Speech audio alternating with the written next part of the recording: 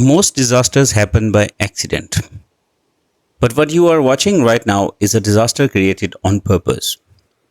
Nine massive steel radial gates lifted at once.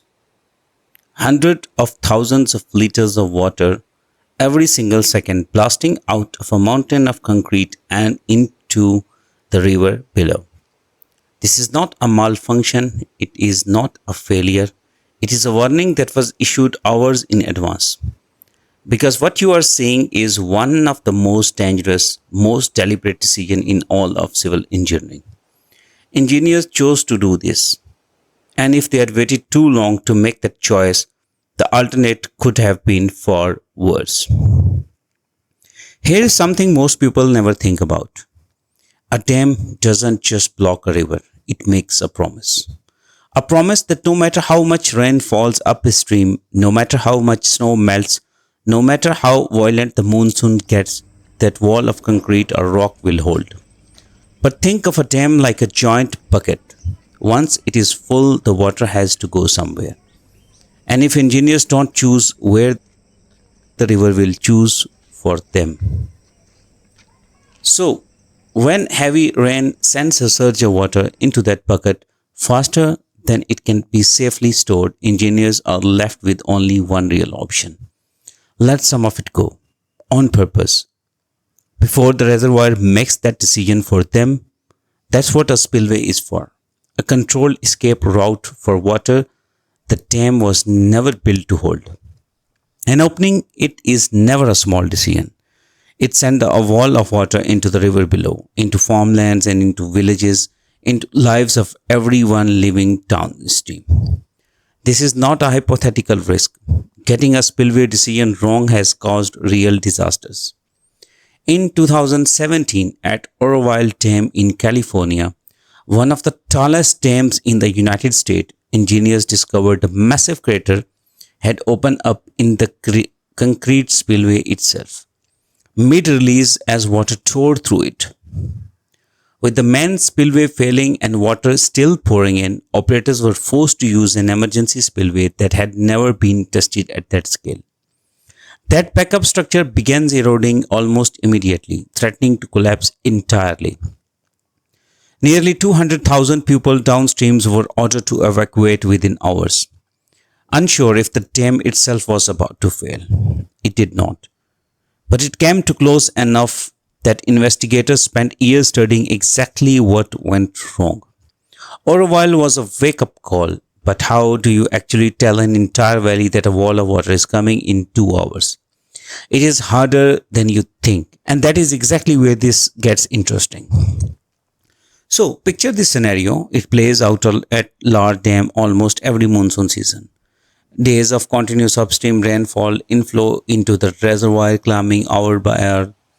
The water level creeping towards that red line. Engineers are watching two numbers constantly. How much water is coming in, how much room is left before the bucket overflows. At a certain point, waiting is no longer the safer option. The decision is made. Disaster management authorities are notified, warning go out to villages along the river banks hours before a single gate moves, telling fishermen, farmers and families with livestock near the water to move to higher ground.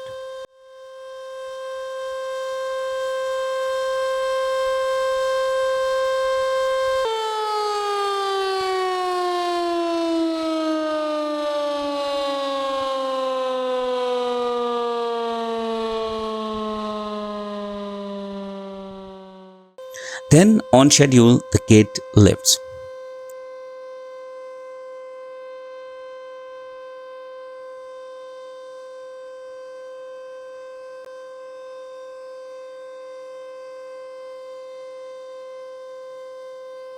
In second, a quiet stream turns into a monster that can swallow everything in its path. In more than one real case, people swimming or fishing near the river when a release began were caught off guard by how fast the water rose.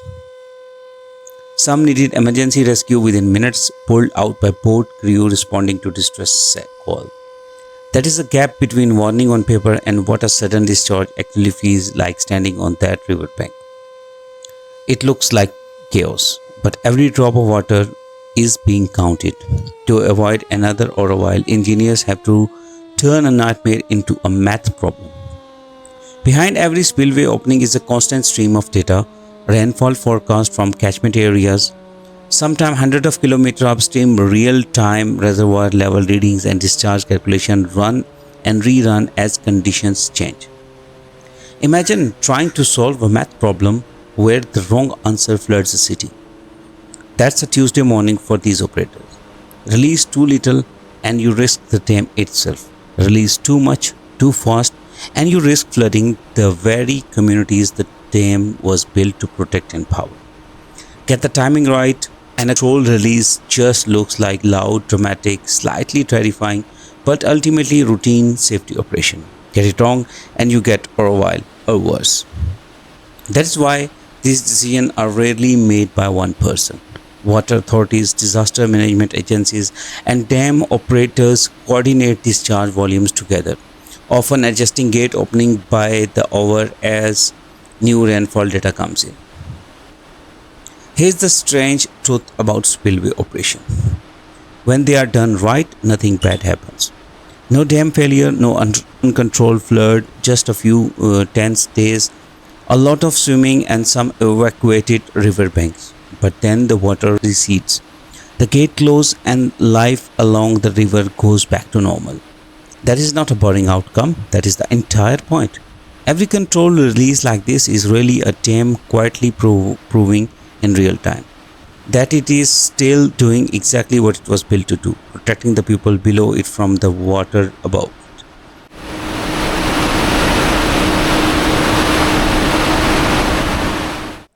So the next time you see footage of a dam gates thrown wide open, water roaring out like a controlled disaster, you are not watching something going wrong. You are watching engineers making one of the hardest calls in their profession and getting it right. But spillways aren't the only way engineers manage a reservoir under pressure. Some plants have an entire different trick hidden underground. If you want to see that next, subscribe and stick around.